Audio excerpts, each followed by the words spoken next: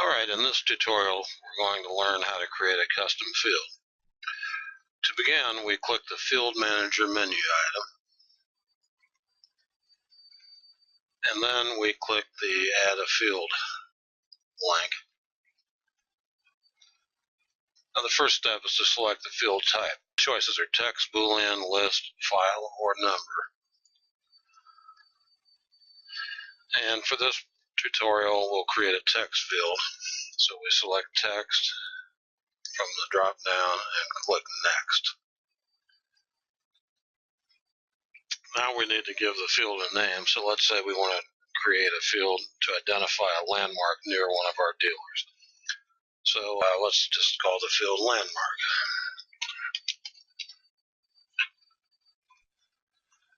Next we have the option to enter a display name, which is what will show on the web page to identify what the field is. If we leave it blank, the web page will display the field name itself. Then we can also make it a required field, which we're not going to do because we don't know that every one of our dealers will have a landmark. We can put a default value in, but we're not going to do that either. And then we can adjust the size parameters of the field. So because this is probably has more text than just a single line, I'm going to make this a text area by changing the rows of number from 1 row to 3. And now we click Save, and we've created that field, which we can see right there as landmark. Okay, so now we need to tell Xtreme Locator where to show this field. So to do that, we go to Field Layouts. And first we want to be able to add some data in there, so we're going to modify the location editor.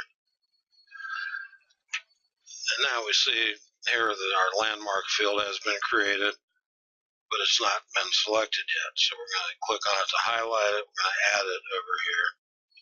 And if we scroll down, we can see it's here. Let's move it up so it displays up close to the address field. So we're going to click to highlight, and then we're just going to move it up by clicking the up button a number of times so we get it up to where we want it. It takes a few clicks. And up one more. So now we're in the address area. The other thing you can do here while we're here, I'll just point out, is if you want to, if there's any field you don't plan on using, you can take them out so they don't actually show up on the part of the Xtreme Locator you're working with. So let's just say I don't need a number field there. I'm going to remove that. It doesn't delete it, it just moves it back into the deselected. So now we'll save that. And then we're also going to need to show it someplace. So we want to see results page fields here. And we want to find landmark. Add that there, and then we want to put it up close to the address field again. And that's close enough, probably. Okay, now we just need to go in and put the landmark in place. So we're going to go to this particular dealer, click the edit button, and here's our landmark field that we created. And we're going to say it's across the street from Neiman Marcus. And we save that. So now let's see if it shows up. We're searching.